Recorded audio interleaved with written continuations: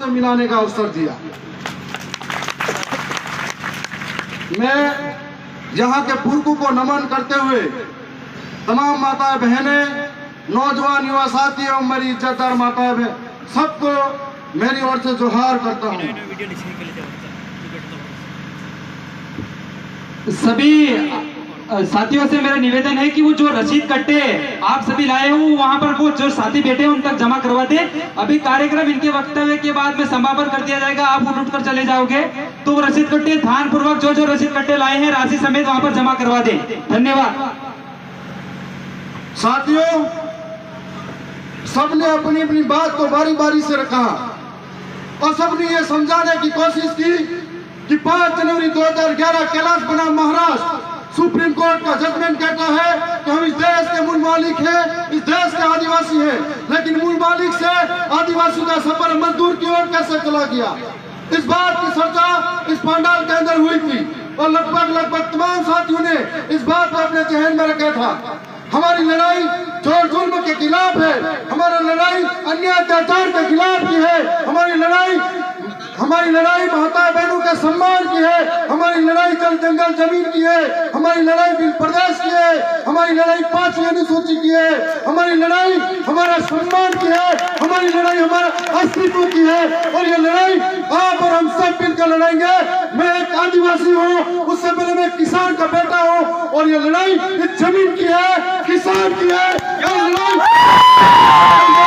संभव होगा, ये लड़ाई इस बात की है कि जमीन हमारी है, फसल हमारी है, मेहनत हमारी है, उगा के बड़ा हम करते हैं, लेकिन बाप का और तय करता है। ये लड़ाई इस बात की है और इस बात को आपको समझना पड़ेगा। आज इस जमीन के सबसे पुराने बासिंदे हमें, लेकिन आपको सरकारों ने आज तक आजादी के बाद भी हमारी स्थिति की ओर ध्यान नहीं दिया। हम आर्थिक रूप से, सामाजिक रूप से, शैक्षणिक रूप से और राजनीतिक रूप से हमेशा हाशिए की ओर चले गए, हम पिछड़कर चले गए। सरकार आई गई, लेकिन हमारे को आज तक वोट बैंक के लिए इस्तेमाल किया, वोट बैंक के लिए इस्तेमाल किया, हमारी स्थिति को सुधारने की ओर ध्यान नहीं दिया, बल्कि सरकार की नजरें हमारी जल जंगल जमीन पर पड़ी रही। और आज कभी भी आदिवासी को विस्तार, सबसे ज्यादा विकास के नाम पर आदिवासी विस्थापित हुआ, कभी फैक्ट्री के नाम से, कभी डैम के नाम से, तो कभी वन के नाम से, कभी टाइगर रिजर्व के नाम से, तो कभी किसी और नाम से। जब भेजा गया आदिवासियों की जिंदगी को कोई समझा नहीं उन्होंने, इसलिए तो इस बात को समझना पड़ेगा। और हमारी जमीनें सुरक्षित रहेगी तो हम सुरक्षित रहेंगे, इस बात को समझना पड़ेगा। इस बात को भी समझना पड़ेगा कि आज तक सरकारें आई गई, हम लोगों ने हमारा कर्तव्य था जो निभाया था, लेकिन हम लोगों के लिए, नौजवानों के लिए क्या व्यवस्था इन सरकारों ने की थी। आज नौजवानों के लिए कोई व्यवस्था नहीं है। तो सबसे ज्यादा पलायन अगर होता है वो आदिवासियों का होता है, सबसे ज्यादा अपनी भूखमरी का इलाका है तो वो यहाँ का है। तो हम लोगों को समझना पड़ेगा कि हमारा पूरे दौर में कौन साथ खड़ा है, हमारा पूरे दौर में कौन अच्छा है और हमारे लिए कौन लड़ता है, कौन बोलता है। संविधान के अंदर 12 अनुसूचियां हैं, 12 में से 5वीं अनुसूची सिर्फ और सिर्फ आदिवासियों के लिए दी गई। लेकिन इतने में से कितने लोगों को आपने अपने वोट देकर अपने अधिकारों के लिए वहां पर भेजा गया, कितने लोग आपके अधिकार के लिए बोले हैं, ये बात समझनी पड़ेगी। संविधान के अंदर 5वीं अनुसूची आज कैद पड़ी हुई है, उस कैद पड़ी अनुसूची के लिए कौन हमारे लिए बोलेगा। अगर नहीं बोलेगा तो हमारे लिए किस तरह की जमीनों के लिए हमारे लिए बेदखल किया जाएगा। अभी दादा बता रहे थे कि यहाँ पर फॉरेस्ट में 2,500 बीघा जमीन से बेदखल किया जाएगा। तो हम लोगों को समझना पड़ेगा। आज हम लोग तमाम लोग साथी हैं, वो इस विचारधारा के साथ आए हैं कि आप लोगों को, तो हम लोग को पार्टियों ने अलग अलग टुकड़ों में बांटा है, अलग अलग चोले झंडे पकड़ा के घुमा रहे हैं, अलग अलग जाति में, अलग अलग गोत्र में बांटा है। हम लोग सब ये कहना है, आओ हम सब एक हो जाए और एक खाकर इन हुकूमत का सामना करें, हुकूमत का सामना करके लड़े।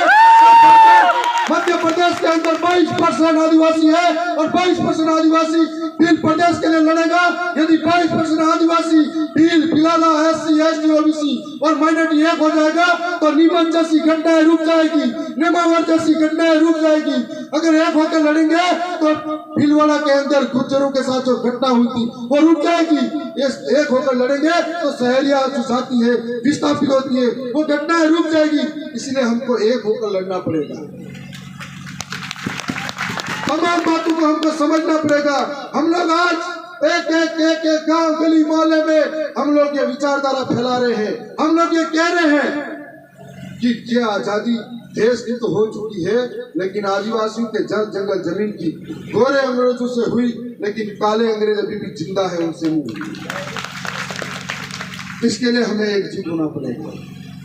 मध्य प्रदेश के अंदर 22% आदिवासी है, जहां पर OBC है, SC है, माइनॉरिटी है। यदि ये लोग एक हो जाते हैं तो हम लोग यहाँ पर भी हमारे लड़ने वाले लड़ाका निकाल कर वहां पर भोपाल में भेज सकते हैं। और यदि भेजेंगे तो हमारे नौजवानों के शिक्षा की बात करेंगे, जो नौकरियों की बात करेंगे, हमारे साथ जो हो रहा है उसके लिए लड़ेंगे। यहाँ पर फैक्ट्री के नाम पर जमीनें जा रही है उसके लिए बात रखेंगे। आज जरूरत है इस बात की कि देश के अंदर जहां जहां पर संघी और भाजपा की सरकार बैठी हुई है, चाहे वो मणिपुर का आदिवासी हो, चाहे वो मध्य प्रदेश का आदिवासी हो, चाहे वो महाराष्ट्र का आदिवासी हो, चाहे वो गुजरात का आदिवासी हो, चाहे वो राजस्थान